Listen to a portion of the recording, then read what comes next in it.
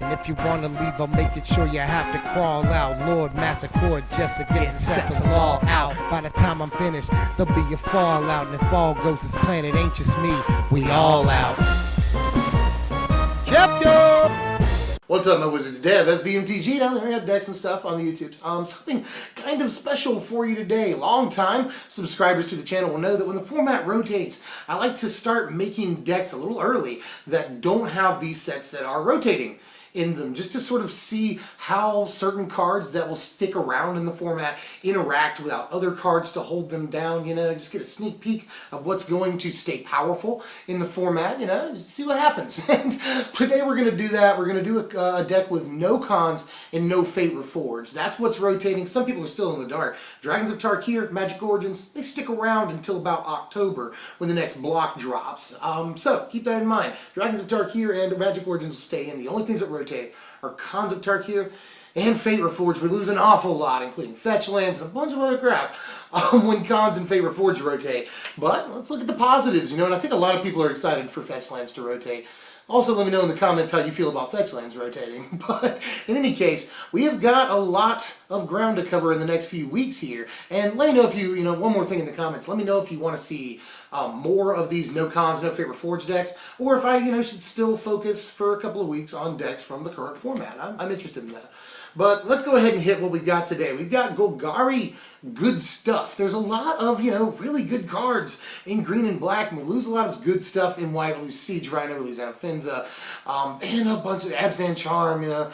We lose a ton of stuff in white. So we can just play sort of a Abzan no mayo, you know, no white, a dry version of Abzan, and see what we can do. There's still a bunch of powerful cards. I'm running over time, so let me go ahead and show you this deck. Start with the creatures, and the gruesome twosome sticks around in the format. 4 copies of Den Protector and 4 copies of Death Mist Raptor, both from Dragons of Tarkir. That does not rotate till October, and these are still going to be very, very strong cards until then, especially Den Protector. You know, with Tassiger not around in the format, Den Protector has to sort of pull double duty. You see them together a lot of the time. Not going to happen too much anymore. So Den Protector is, you know, still going to stay very powerful, very relevant, and Death Mist Raptor is a hard to remove thing, and I think the removal gets a little bit worse when Cons rotates. We're not going to play too much green in the deck, but I do think we need to make room for these guys. 1 copy of Nissa Vastwood Seer in the deck. It has a couple of functions in the deck. I don't have to tell you how good she is when you play her late and then flip her. She's card advantage, creates huge dudes for you. That's all good. Don't have to talk about that too much. Just amazing. Her ultimate wins the game, more or less. But she also has the function of helping us get that second green mana for Death Mist Raptor. I've already said we're not playing too many green cards in the deck, and we're very, you know, devoted to black. We've got like 10 cards in the deck that, you know, require double black in their casting costs. So we got a lot of black in the deck. We don't have much room for green. That being said, we have to make sure we can get that second green mana for Death Mist Raptor. Nissa helps out a little bit, and we're playing like 15 green sources too, so that also helps. But this is just a little push in that direction, and it's synergy worth noting. But mostly, she's going to be an early game blocker that helps thin your deck, get you an extra land when you need it, and when she flips, she's just ridiculous. So at least the 1 copy. I'll make room for Nissa. 3 copies of Wasteland String. There's some slight Eldrazi elements in the deck, but not too much. We have, you know, 10 different ways of exiling things in the deck, so we can comfortably play a few copies of Wasteland Strangler. Is removal, that's always good. And it's just, you know, a 3-power body for 3 mana, which can also be a decent blocker. But mostly we're looking to remove a creature when it comes into play and leave a body behind, which we have a few different ways of reliably doing. So I want to make room for Wasteland Strangler. I just think it's one of the best black creatures in the whole format. This probably is the best black creature in the format. 2 copies of Kalitas, Trader of Get, because we're running black. And Kalitas is just proven to be the kind of card, like if you can reliably make double black, you play Kalitas. Usually a 2 of. And honestly, I could play a 3 of Kalitas in this deck and be pretty comfortable with that. He's often a game winner. You know, really good synergy with language. Doesn't look like it. But if you can just get, you know, 2+1/+1 counters on him once, he survives the language, kill like 2 or 3 things, maybe more on their side of the field, and end up with a huge Kalitas, you know, really good at restabilizing for us on turn 4. You know, lifelink is amazing, really underrated ability there, but life gain is more relevant than ever, and so lifelink is really, really good right now. But Kalitas, just really good body, really good abilities, you know, can get really big over the course of the game, just absolutely perfect 4-drop for any mid-range deck that plays black. And another perfect 4-drop for a mid-range deck. 4 copies of Thought-Knot Seer in the deck, which is a way of exiling cards for Wasteland Strangler. And we've got something like 11 sources of colorless mana in the mana base. We can search up waste mana with Evolving Wilds, which I do think without fetches it may actually be important to play Evolving Wilds, especially with waste in the format. You can get away with playing like 1 waste, but I should have talked about that during the mana base talk. But Thought-Knot Seer is obviously just an amazing card in the format. It's also proven, just like Kalitas, to be amazing. It sees a ton of play in every deck almost every deck that plays Eldrazi, can make colorless mana. And is great for us. Not only does it help play Wasteland Strangler, like I've pointed out, but also just takes the best cards out of the hand. Like, what? That's amazing. So, yes, to Thought-Knot Seer. If we're making colorless mana, we're doing it mostly for this guy. Just a couple of Planeswalkers in the deck, 2 copies of Ob Nixilis. Just another example of a perfect card for a mid-range deck, Look at all this. Death Mist Raptor, Nissa Vastwood Seer. We've got Wasteland Strangler, Thought-Knot Seer, a Kalitas, and now Ob Nixilis. Just all the best mid-range cards.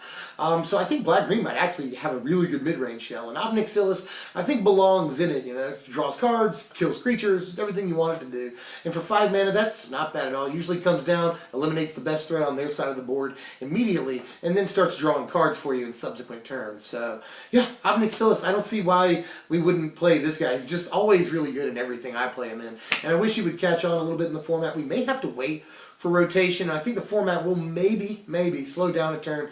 But again, depends on Shadows over Innistrad and what happens with that. But it looks like it's becoming a lot more about big creatures. Mostly with the exit of a couple of cards. We lose Valorous Stance, we lose Crackling Doom. Those are great ways of taking care of huge guys. So huge guys might actually have ways of being even better in the coming format, which doesn't bode well for Eldrazi haters. I think Eldrazi may have a real place in this upcoming standard. But again, all remains to be seen. It's all just speculation.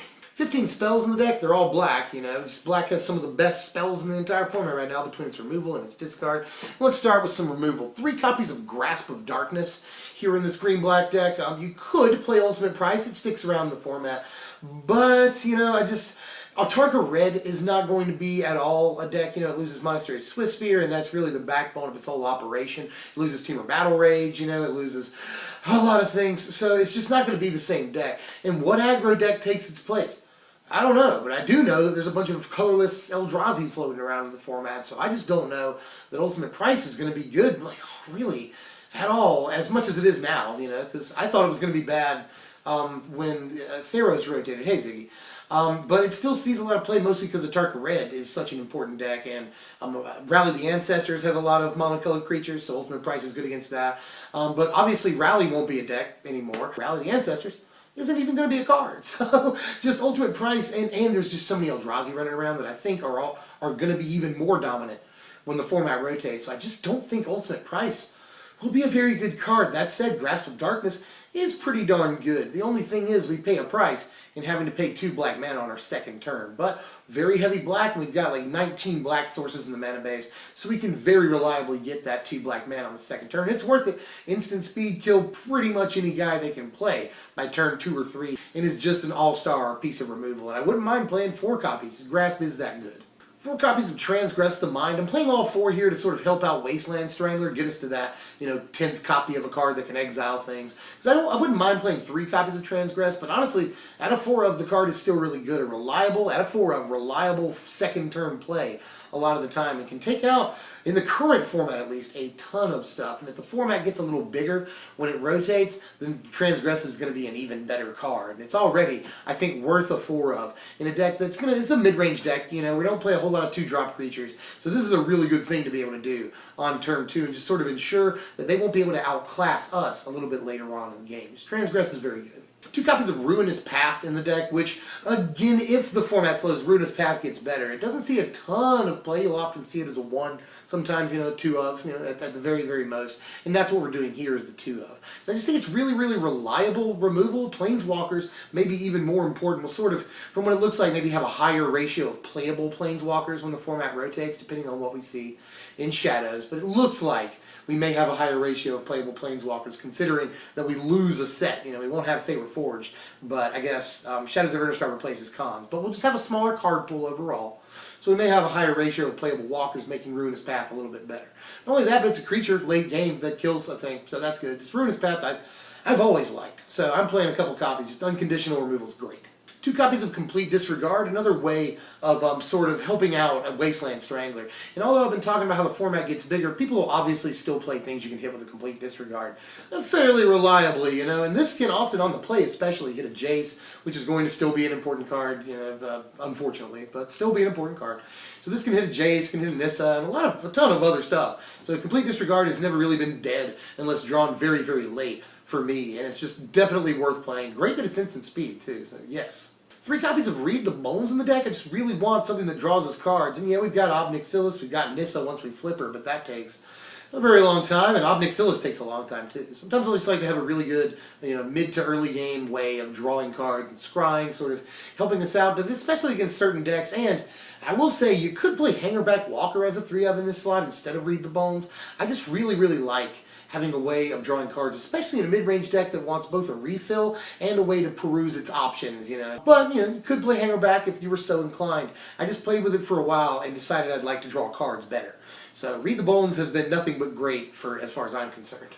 And 1 copy of Languish to sort of round things off here. You know, we've got Flame Tendrils in the sideboard, so I don't see any reason to play more than the 1 main deck Languish. I haven't talked about how the format may get slightly bigger, and so you may want to play more Languish, but I'm just not really into it. I think that we could probably just take out aggro and stuff like that with the Flame Tendrils out of the board, and with the 1 Languish in the main deck, sort of cover our options against aggro and mid-range, you know, make sure we have good game 1 against them. But for the most part, it won't take out bigger creatures that may see play. If creatures that big see play other than huge Eldrazi, we'll have to wait and see. So Languish is kind of a gamble. It's either a 1 or 2-of in this deck, but in my testing, I've gone with a 1-of, and that's worked out tremendously for me. Especially considering we don't want to wipe the board of our early game creatures either. So push-pull with Languish, you know, admittedly. But, you know, I've gone with 1 copy. Let me know in the comments again there how you feel about that. 1 or 2 copies of Languish, or none in the main. Who knows? That's the whole main deck here. Let's take a look at the land base. 25 lands here, and it feels really good to build a truly, what I feel is a competitive deck that's not 3 or 4 or 5 colors even, so, and build a good mana base for that with a little bit of breathing room, although we are playing a 3rd color and colorless, you know, I fully acknowledge that. But we have 11 ways of making colors, 15 ways of making green, 19 ways of making black, all very reliable, you know, anywhere between 10 and 12 colorless sources is where I'd be comfortable. I'm splitting the difference at 11, and it's been very reliable, especially considering we get to play Blighted Fin, which has been great. It's just, Blighted Fin is actually really, really good, especially against, you know, Ojutai, which I'll talk about too in the sideboard. Ojutai will probably get better in this upcoming format, considering we lose Crackling Doom. And losing Crackling Doom is just going to make Ojutai much, much, much better. But he's really good right now.